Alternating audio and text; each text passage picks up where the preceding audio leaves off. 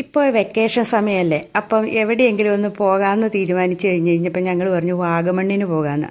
തൊടുപുഴയിൽ നിന്ന് ഏകദേശം 60 കിലോമീറ്ററുകളെ ഉള്ളൂ കേട്ടോ വാഗമണ്ണിന് പോകാൻ വേണ്ടിയിട്ട്. അപ്പോൾ എന്നാൽ ഞങ്ങൾ 3 പേരും കൂടെ വാഗമണ്ണിൽ പോയേക്കാം എന്നോർത്തോണ്ട് രാവിലെ യാത്രയായി ഇറങ്ങിയതാണേ. ഭയങ്കര മടുപ്പായിരുന്നു, എങ്കിലും ഒന്ന് പോകാമെന്ന് പറഞ്ഞു. മോൻ സ്കൂളൊക്കെ അടച്ചിരിക്കുമല്ലേ. അപ്പോൾ കീമിൻ്റെ എക്സാം ഉണ്ടായിരുന്നു രാജഗിരി കോളേജിൽ വെച്ച്. അവിടുത്തെ എക്സാമൊക്കെ കഴിഞ്ഞ് വന്നപ്പോൾ പറഞ്ഞു നമുക്ക് വാഗമണ്ണ് പോകാം, അവിടെ നല്ല തണുപ്പായിരിക്കും എന്നൊക്കെ പറഞ്ഞ് ഞങ്ങൾ യാത്ര പുറപ്പെട്ടതാണ്. പോകുന്ന വഴിക്ക് വലിയ തണുപ്പൊന്നുമില്ലായിരുന്നു, എങ്കിലും കോടമഞ്ഞൊക്കെ ഇങ്ങനെ ഇറങ്ങിക്കിടക്കുന്ന നമുക്ക് കാണാമായിരുന്നു. ഈ പ്രകൃതിയുടെ സൗന്ദര്യം കാണണമെങ്കിൽ ഇങ്ങനെയുള്ള സ്ഥലത്തൊക്കെ പോകണം അല്ലേ. എന്ത് രസമാണെന്നറിയാവോ വാഗമണ്ണ്, ആ പ്രദേശമൊക്കെ. അങ്ങനെ കുട്ടിക്കാനം, വാഗമണ്ണ്, അങ്ങനെയുള്ള കുറേ സ്ഥലങ്ങളിൽ കൂടെ ഞങ്ങൾ കറങ്ങി അടിച്ചിട്ടാണ് വന്നത്. അപ്പം ആ പോകുന്ന വഴിയിലൊക്കെയുള്ള ഭംഗിയുള്ള കാഴ്ചകളാണ് ഇത് കാണുന്നത്. പിന്നെ ഈ മലയിലൊക്കെ ഇങ്ങനെ മഞ്ഞ് മൂടിക്കിടന്ന് സൂര്യപ്രകാശമൊക്കെ കൂടെ ആകുമ്പോൾ ഉണ്ടല്ലോ പ്രത്യേക ഭംഗിയാണ് അല്ലേ.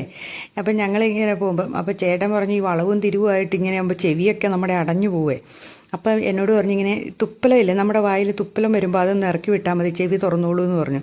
അതൊരു പുതിയ അറിവായിരുന്നു കേട്ടോ. അപ്പം ഞങ്ങളങ്ങനെ ചെയ്തപ്പോൾ ഞങ്ങളുടെ ചെവിയൊക്കെ ഒന്ന് തുറന്നു. പിന്നെ ഈ തേയിലത്തോട്ടത്തിനിടയ്ക്കൊക്കെ കയറി നിന്ന് കുറേ ഫോട്ടോകളും ഒക്കെ എടുത്തു. അങ്ങനെ നല്ല നല്ല രസമുണ്ടായിരുന്നു കേട്ടോ. ഈ തേയിലത്തോട്ടം കാണാൻ എന്തൊരു രസമാണ് അല്ലേ. അപ്പം ഞങ്ങളവിടെ ഒരിടത്ത് നിർത്തി തേയിലത്തോട്ടത്തിനകത്ത് കയറിയപ്പോൾ പറഞ്ഞു പുഴുവുണ്ട് കേട്ടോ, മഴക്കാലമായപ്പോൾ നല്ല പുഴുവുണ്ട്, അപ്പോൾ സൂക്ഷിച്ച് ഇതിലെ പുഴുവൊക്കെ കടിക്കും എന്നിങ്ങനെ ഒരു തേയില നുള്ളുന്ന കുറേ ചേച്ചിമാരിങ്ങനെ പറഞ്ഞു കേട്ടോ. അപ്പോൾ അവരുടെ ഒന്നും വീഡിയോ എടുത്തില്ല, കാരണം എന്താണെന്ന് വെച്ചാൽ അപ്പോഴത്തേനും മൊബൈലിലെ ചാർജ് തീരാറായിരുന്നേ. പിന്നെ ഞങ്ങളൊരു ഒരു പള്ളിയാട്ടോ, അത്ഭുത കുരിശ് എന്ന് പറയും. ഇവിടെ രോഗങ്ങൾക്കൊക്കെ പോയി പ്രാർത്ഥിച്ച പെട്ടെന്ന് ശമനം ഉണ്ടാകും എന്നൊക്കെ കേട്ടിട്ടുണ്ട്. ഞാൻ ഇടയ്ക്കിടയ്ക്കൊക്കെ പോകാറുണ്ട്, വർഷത്തിലൊക്കെ ഒരു പ്രാവശ്യമൊക്കെ കേട്ടോ. അത്ഭുത കുരിശാണ്, കുട്ടിക്കാനത്താണ് ഈ സ്ഥലം. അപ്പം പിന്നെ അവിടെ ഇങ്ങനെ കാണാൻ നല്ല രസമല്ലേ. അവിടെ ഒരു ചേച്ചി ഇരിപ്പുണ്ടായിരുന്നു മെഴുകുതിരിയൊക്കെ വിൽക്കാൻ വേണ്ടിയിട്ട്. ഇതുകൊണ്ട് എന്തൊരു ഭംഗിയാന്ന് നോക്കിയാൽ, റോഡുകളിങ്ങനെ വളഞ്ഞു പൊളഞ്ഞ് നല്ല രസമല്ലേ കാണാൻ. നല്ല തണുപ്പ്, ഒരിടത്തും ഫാനിൻ്റെ ഉപയോഗമൊന്നുമില്ല കേട്ടോ.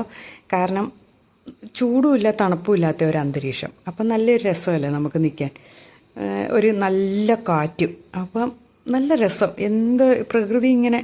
അപ്പോൾ ഇങ്ങനെ ഞങ്ങളവിടെ വന്നപ്പോൾ ഒരു കൂട്ടർ പറയുകയാണ് ഇത് സ്വിറ്റ്സർലൻഡ് എന്നറിയപ്പെടുന്ന, ഇന്ത്യയിലെ സ്വിറ്റ്സർലൻഡാണ് കേരളത്തിലെ ഈ വാഗമണ്ണ് എന്നൊക്കെ പറഞ്ഞ് പുള്ളി ഞങ്ങളോട് ഇങ്ങനെ കഥയൊക്കെ പറഞ്ഞു. പിന്നെ വേറെന്നാന്ന് വെച്ചാൽ ഞങ്ങൾ കുറച്ച് നേരം അവിടെ ഇങ്ങനെ കുറച്ച് നേരം നടന്നു. കുറച്ച് നടന്നു കഴിഞ്ഞപ്പോഴത്തേനും പോകാമെന്ന് പറഞ്ഞാൽ ചെറുതായിട്ട് മഴ തൂളുന്ന പോലെ തോന്നി. അപ്പോൾ പിന്നെ ഞങ്ങൾ അവിടുന്ന് പതുക്കെ നടന്ന് വണ്ടിയിലേക്ക് വന്ന് കയറാം എന്ന് വിചാരിച്ചു. എന്നിട്ട് മൊട്ടക്കുന്നി പോകാമെന്ന് വിചാരിച്ചു. അപ്പോഴത്തേനും വിശക്കുമെന്ന് പറഞ്ഞു. വഴിക്കൊരു ഹോട്ടലുകളൊന്നും കണ്ടില്ല. അപ്പം അമ്മേനോട് ഈ ഹോട്ടൽ കണ്ട് അവിടെ കയറി ഞങ്ങൾ ഇച്ചിരി നൂഡിൽസോ അവനേതാണ്ട് നൂഡിൽസൊക്കെ മേടിച്ചു. ഞങ്ങൾ ചോറ ഉണ്ട് കേട്ടോ. എന്നിട്ട് ഞങ്ങൾ കുറച്ചുകൂടെ ദൂരം നടന്നു കഴിയുമ്പോൾ മൊട്ടക്കുന്നിലെത്തും. അപ്പം മൊട്ടക്കുന്നിൽ കുറേ നേരം ഇരിക്കാമെന്ന് ഓർത്തോണ്ടാണ് ചെന്നത്. അവിടെയൊക്കെ നല്ല പൂക്കളിങ്ങനെ വെച്ച് പിടിപ്പിച്ചത് നല്ല രസമാണ്. ഇതൊരു കുളം പോലെ കാണുന്നതാണ്. ബോട്ടിംഗ് ഒക്കെ ഉണ്ടെന്ന് തോന്നുന്നു. ഇതുണ്ട് പൂക്കൾ റോഡിൻ്റെ 2 സൈഡും, നടന്നു പോകുന്ന നടപ്പാതയുടെ 2 സൈഡും. മൊട്ടക്കുന്ന് ചെന്നപ്പോഴത്തേനും ഞങ്ങൾക്ക് പറ്റിയ എന്നാണെന്നറിയാവോ, മഴ കയറി ഇങ്ങനെ മൂടി, മഴക്കാറ് കയറി കാർമേഘം മൂടി കിടക്കുക. മഴ പെയ്തിട്ടുണ്ട്, അവിടെ നിർത്തില്ല, ഇടിവെട്ടേക്കുമെന്ന് അവർ പറയുന്നത്. അപ്പം മഴയ്ക്ക് മുമ്പ് ഇറങ്ങി വരണമെന്ന് ഞങ്ങളോട് പറഞ്ഞാൽ കയറ്റി വിട്ടത്. അവിടെ വിസിലടിക്കും, അപ്പം നിങ്ങൾ തിരിച്ചു പോന്നേക്കണം എന്നിങ്ങനെ പറഞ്ഞു. പിന്നെ പട്ടം പറത്തുന്ന ഒത്തിരി പിള്ളേരുണ്ടായിരുന്നു. നല്ല രസമല്ലേ. കുറേ നേരം ആ പുല്ലേക്കോടെയൊക്കെ ഞങ്ങൾ ഇരുന്നു. ഒത്തിരി ആൾക്കാരും ഉണ്ടായിരുന്നു കേട്ടോ. അപ്പോൾ ഓരോരുത്തർ ഇറങ്ങി, നേരത്തെ വന്നവരൊക്കെ ഇറങ്ങിപ്പോയി. ഞങ്ങൾക്ക് കുറച്ച് നേരം ഇരിക്കാൻ പറ്റുള്ളൂ കേട്ടോ. കാരണം മഴ വന്നു തുടങ്ങി, കാർമേഘം മൂടിക്കെട്ടി വന്നപ്പോഴത്തേനും ഭയങ്കര ഇടിമിന്നലും ഒക്കെ വന്നു തുടങ്ങി. അപ്പോൾ പിന്നെ കുറച്ച് നേരം കൂടെ ഇരുന്നു, ആ പ്രകൃതി ഭംഗിയൊന്ന് കണ്ടു. എന്ത് ഭംഗിയാന്ന് നോക്കിയാൽ കാണാൻ അല്ലേ. നല്ലൊരു രസമാണ് അവിടെ ഇരിക്കാൻ. ഫോട്ടോയൊക്കെ എടുക്കണമെന്നൊക്കെ ചോദിച്ചാൽ നമ്മുടെ അടുത്തോടെ ആൾക്കാരൊക്കെ വരും. അപ്പം വേണമെങ്കിൽ നമുക്ക് ഫോട്ടോയൊക്കെ എടുക്കാം കേട്ടോ. 450 രൂപ എങ്ങാണ്ടൊക്കെയാണ് പറയുന്നത്, ഫാമിലി ഫോട്ടോയും അല്ലാത്ത ഫോട്ടോയും ഒക്കെ എടുക്കുന്നതിന്. ഇത് ബോട്ടിംഗ് ഉണ്ട് അവിടെ. നമുക്ക് ടിക്കറ്റ് എടുത്താൽ മതി, ബോട്ടയിൽ നമുക്ക് അതിനകത്തോടെ നടക്കാൻ പറ്റും. പിന്നെ ഈ ആകാശ സൈക്കിൾ എന്ന് പറഞ്ഞൊരു സാധനമുണ്ട്. അതിൽ ഇങ്ങനെ സൈക്കിൾ പോലെ ചവിട്ടി നമുക്കങ്ങ് പോകാൻ പറ്റും ആകാശത്തോടെ.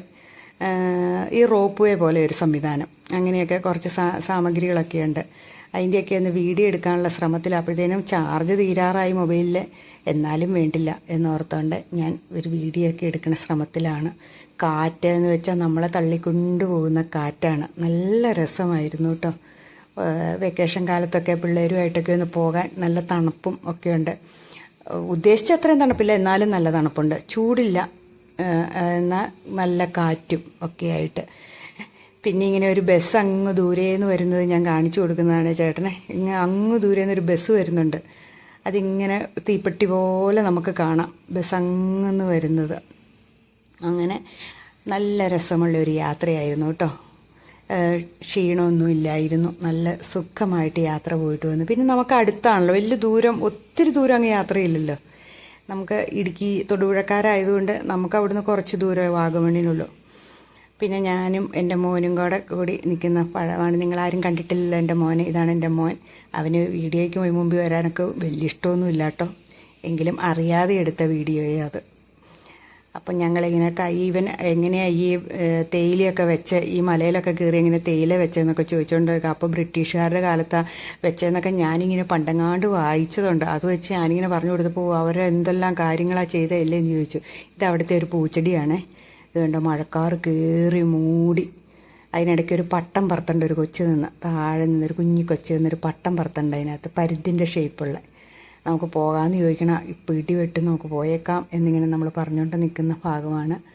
അപ്പം ഞങ്ങൾ മലയൊക്കെ ഇറങ്ങി. ഇതേണ്ട മുള്ളുവേലിയൊക്കെ അല്ലേ, എല്ലാം പേടിയാവും ശരിക്കും പറഞ്ഞാൽ. ഭയങ്കര ഇരുണ്ട് മൂടി ഇങ്ങ് വന്നു, പെട്ടെന്ന് അങ്ങ് അന്തരീക്ഷം അങ്ങ് മാറി. അപ്പോൾ പിന്നെ ഇനി അവിടെ നിന്നിട്ടുണ്ട് വല്ല ഇടിയൊക്കെ വെട്ടിയെങ്കിൽ പാടാം. അവർ പറഞ്ഞു ഇടി വെട്ടിയിട്ടുണ്ട്, അവിടെ നിർത്തില്ല, ഇടിവെട്ട് പെട്ടെന്ന് ഏക്കുമെന്നൊക്കെ പറഞ്ഞു. ഇതാ പോകുന്ന വഴിയാട്ടോ, അവിടുത്തെ ആ ചെടികളത് നല്ല രസമാട്ടോ ചെടി നിൽക്കുന്നതാണ്. ഞാനും ഓർത്തു അത് കൂട്ടൊരു തൈ കിട്ടുമായിരുന്നേ വെച്ചാലോ എന്നൊക്കെ ഇങ്ങനെ ആലോചിച്ചു. എല്ലാം കൊണ്ടുവന്ന് വെക്കൽ പറച്ചിലൊക്കെ ഉള്ളൂ കേട്ടോ, ചുമ്മാ വെക്കലൊന്നും ഉണ്ടാവില്ല. പൂച്ചെടി വെക്കലൊന്നും എനിക്കത്ര വലിയ ഇതൊന്നുമില്ല. ഒരു പട്ടം പറത്തുണ്ട് അവിടെ, അതിങ്ങനെ നോക്കി നോക്കി കാർമേഘങ്ങളും ഒക്കെ ആയി. അപ്പോഴത്തേനും മഴ പെയ്തു തുടങ്ങി കേട്ടോ. പിന്നെ ഞങ്ങൾ സ്പീഡിൽ ഇറങ്ങിപ്പോന്നു. ഇത് ഞാൻ കുറച്ച് നേരം മഴയത്ത് ഒന്ന് പതുക്കെ ഇരുന്നതാണ്, ഒരു വീഡിയോ എടുക്കാൻ വേണ്ടിയിട്ട് മാത്രം. അല്ലാണ്ട് അത് കഴിഞ്ഞപ്പോൾ ഞങ്ങൾ ഓടിപ്പോരുകയും ചെയ്തു. ഞാനൊരു വീഡിയോ ഷോർട്ട് ഇടാൻ ഓർത്തോണ്ട് എഡിറ്റ് ചെയ്തുകൊണ്ടിരുന്നപ്പോൾ ചേട്ടൻ വന്നെടുത്തതാണ് ആ വീഡിയോ. ഞാൻ എന്നിട്ട് അത് ഇട്ടിട്ടുണ്ടല്ലോ ഇന്ന്. പാട്ടിടാനൊക്കെ ഉദ്ദേശിച്ച് ഇട്ടതായിരുന്നു, പക്ഷേ അതൊന്നും ശരിയായില്ല, പെട്ടെന്ന് തന്നെ ഞാൻ ഇട്ടു. അപ്പോൾ ഇന്നത്തെ വീഡിയോ ഇത്രയൊക്കെ ഉള്ളൂ കേട്ടോ. അങ്ങനെ ഒരു കൊച്ചി യാത്ര, ഓർക്കാതെ ഇരുന്നപ്പോൾ ഒരു പെട്ടെന്നൊരു യാത്ര, നല്ല രസമുണ്ടായിരുന്നു. അപ്പം കൊച്ചിൻ്റെ കൂടെ മൂത്ത മോൻ വന്നില്ല, ഞാനും ഇളയാളും ചേട്ടനും കൂടെയാണ് പോയത്. പിന്നെ ചേട്ടന് പീരുമേട് കോടതിയിലൊരു ഇതുണ്ടായിരുന്നു, കേസിൻ്റെ ഇതുണ്ടായിരുന്നു, അതും കൂടെ പോകണമായിരുന്നു. അങ്ങനെ അതെല്ലാം കൂടെ കൂടി